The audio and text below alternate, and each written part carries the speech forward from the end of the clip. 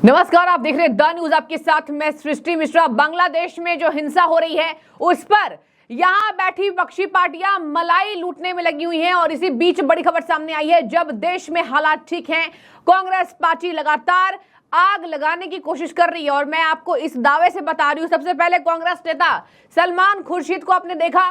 सलमान खुर्शीद कह रहे हैं कि जो बांग्लादेश में हो रहा है वो यहां भी होगा। इतना ही नहीं, सलमान खुर्शीद जैसे नेताओं को इस तरीके से बयान देना इतना भारी पड़ सकता है। अब सुनिए जरा, कांग्रेस के एक और नेता सलमान खुर्शीद के पथकर्मों पर चल रहे हैं और यहां बांग्लादेश की हालत भारत जैसी बताने की कोशिश कर रहे हैं। सज्जन सिंह वर्मा, सबसे पहले सुनिए कि ये कांग्रेस नेता क्या आग लगाने की कोशिश कर रहा है। 2 दिन से टीवी पे आप देख रहे हो, बांग्लादेश की जनता शेख हसीना की गलत नीतियों की वजह से, बांग्लादेश की सरकार की गलत नीतियों की वजह से कल प्रधानमंत्री आवास में घुस गई, राष्ट्रपति भवन में घुस गई।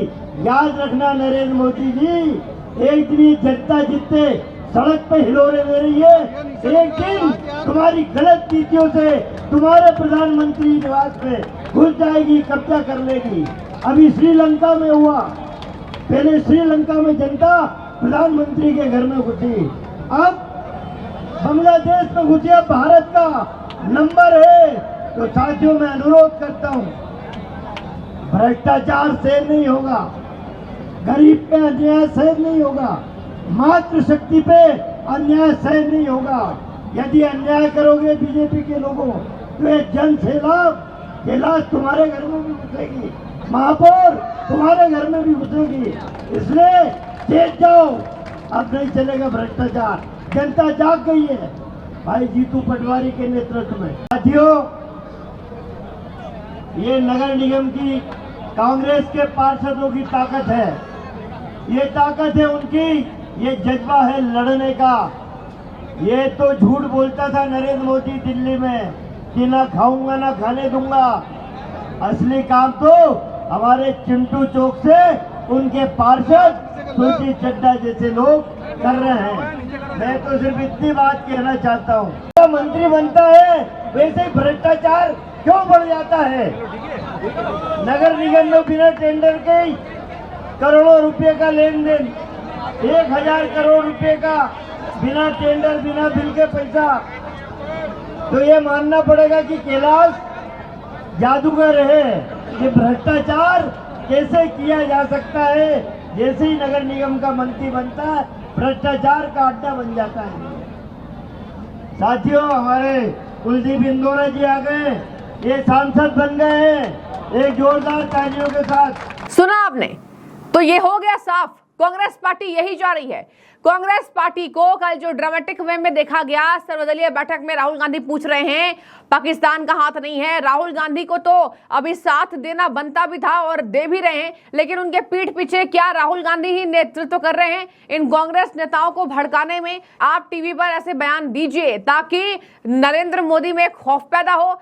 सज्जन सिंह वर्मा यह कह रहा है कि आप देखिए ना, श्रीलंका में भी पीएम आवास में घुस गए थे और बांग्लादेश में भी ये हुआ प्रधानमंत्री के गलत नीतियों के कारण। आपको ये नहीं दिखाई दे रहा है कि वो स्टूडेंट्स का प्रोटेस्ट है ही नहीं, बांग्लादेश में इस्लामिक कट्टरवादियों का ये प्रोटेस्ट है। और ये प्रोटेस्ट नहीं है, ये बांग्लादेश में लूट करने के लिए प्रोटेस्ट है। और बता दें आपको, ये प्रोटेस्ट नहीं होता है कि सरकार का विरोध करते टाइम आप सरकार के घर में घुसकर उनके अंडरगारमेंट्स ले जाएं और वहां पर बैठ के दावत कर रहे हैं। बांग्लादेश की पीएम पूर्व शेख हसीना ने इस्तीफा दे दिया, आनन फानन में भागना पड़ा, भारत में शरण लेना पड़ा। और देखिए, इन कट्टरपंथियों ने इस तरीके से हालात बेकाबू कर दिए कि बांग्लादेश आज जल रहा है। बांग्लादेश में हिंदू यहां पर सुरक्षित नहीं है, हिंदुओं को मारा पीटा जा रहा है, हिंदू मंदिर तोड़े जा रहे हैं, घर जलाया जा रहा है और इसी तरीके से हिंदुओं पर अटैक की जा रही है। बता दें आपको, लगातार इस तरीके से हिंसा भड़क रही है भारत में, जबकि संवेदनशील स्थिति बनी हुई है। भारत सरकार इस पर नजर बनाए है, इसके बावजूद भी कांग्रेस के नेता यही जा रहे हैं। दर्शकों, आपको बता दूं, यहां पर भारत में लोकतंत्र है। बांग्लादेश जैसे देशों में भी यहां पर हमने देखा कि शेख हसीना ने नेतृत्व किया, कट्टरपंथियों को, आईएसआई को घुसने नहीं दिया अपने देश में। लेकिन देखिए, किस तरीके से एक महिला प्रधानमंत्री का इतना अपमान किया गया। चलिए शुक्र मनाइए कि भारत देश में है। इन कांग्रेसी नेताओं को सोचना चाहिए, जनता को इनको लताड़ लगानी चाहिए और जनता लताड़ भी लगा रही है। आपको बता दें कि यहाँ पर शेख मुजीबुर रहमान की मूर्तियां ध्वस्त की गई, तोड़ी गई, उन पर पेशाब किया गया। आप सोचिए जरा, जिसने बांग्लादेश को आजाद कराया उसको असैसिनेट कर दिया गया था, उनको मार दिया गया था। और देखिए, ये है कट्टरपंथियों की हिस्ट्री और ज्योग्राफी भी कह सकते हैं। दर्शकों, बहुत संवेदनशील मुद्दा है। भारत में जब सब कुछ सुरक्षित है, भारत में हमारी सेना मुस्तैद है और हमारी सेना जैसा बल किसी भी देशों में नहीं है, तो ये चाह रहे हैं सेना को भी हम भड़काए। सब देशों में सेना की वजह से ये बातें हुई हैं। अगर सेना नहीं चाहेगी तो कैसे लोग सड़कों पर उतर के इस तरीके से हिंसा करेंगे। सेना का हाथ था, आर्मी चीफ भी यही चाह रही थी। पाकिस्तान, श्रीलंका, बांग्लादेश, सबकी स्थिति बदतर हो गई और बीच में फंस गया भारत। हमारे पास यहां पर बता दें आपको, $1 ट्रिलियन का नुकसान हुआ है बांग्लादेश में हुए हिंसा पर। और जब से बांग्लादेश जल रहा है, लगातार ये हिंसा बढ़ती जा रही है। बांग्लादेश अब एक गरीब देश बन गया और वहां पर गरीबी आ गई है, जाहिर सी बात है। और देखिए, संभालने में वक्त बीत जाएगा, लेकिन बांग्लादेश अब बहुत जल्दी नहीं संभल सकता है। आपको बता दें, भारत में भड़काऊ भाषण देने के लिए मनाही करने के बावजूद भी इस नेताओं ने कोई कोर कसर नहीं छोड़ी। इन्हें जेल में बंद करना चाहिए। और अभिव्यक्ति की आजादी तो आप कुछ भी बोलेंगे, अभिव्यक्ति की आजादी तो आप भड़काएंगे दंगा। आप कह रहे हैं कि प्रधानमंत्री की हालत हो सकती है, क्या कह रहा है ये सज्जन सिंह वर्मा? जेल में बंद करना चाहिए ऐसे नेताओं को जो यहां पर भड़काने की कोशिश कर रहे हैं हिंसा को। और बता दें आपको, सज्जन सिंह वर्मा ही नहीं, कांग्रेस के सभी नेताओं ने यही काम किया है। राहुल गांधी हो सकता है ड्रामा कर रहे थे कि क्या पाकिस्तान का हाथ है, उनको खुशी हो रही होगी कि बांग्लादेश में क्या हो रहा है। हमारे पीएम को भी वैसे टारगेट किया जाता। महबूबा मुफ्ती की बेटी पूछ रही हैं कि क्या स्विमिंग पूल वही है क्या लोक कल्याण मार्ग में, जैसा बांग्लादेश में है, पीएम शेख हसीना के आवास में था। आप सोचिए, इनकी पराकाष्ठा देखिए, बहुत चिंताजनक बात है। और सलमान खुर्शीद कह रहे हैं बांग्लादेश जैसी परिस्थितियां यहां हो सकती है।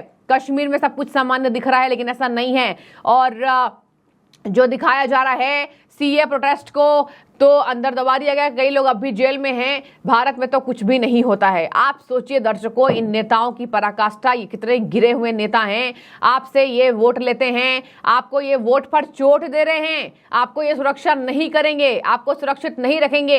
वोट किसको देना है, बहुत सोच समझ कर आप आगे से वोट करें। अगर ऐसे नेताओं को वोट देना है तो इससे अच्छा है कि आप नोटा का बटन दबा कर आएं और अलग पार्टियों को वोट दें। और यही वजह है कि इन कांग्रेसी नेताओं का जमकर ट्रोल किया जा रहा है और कहा जा रहा है कि बद से बदतर स्थिति हो जाएगी अगर इसी तरीके से देश में आग लगाने की कोशिश करोगे। ये भारत है, भारत कुछ भी बातें बर्दाश्त नहीं करेगा। बद से बदतर स्थिति हो जाएगी अगर इसी तरीके से आग लगाने की कोशिश करोगे। अब देखिए, हम तो कतार में हैं खड़े कि देखते हैं कितने कांग्रेसी नेता देश को भड़का रहे हैं, लेकिन चाहेंगे कि ऐसे नेताओं पर लगाम लगे। आपकी क्या राय है, कि आपको भी लगता है ये गलत बातें हैं और तुरंत इसका विरोध होना चाहिए? कमेंट में बताइए। शुक्रिया।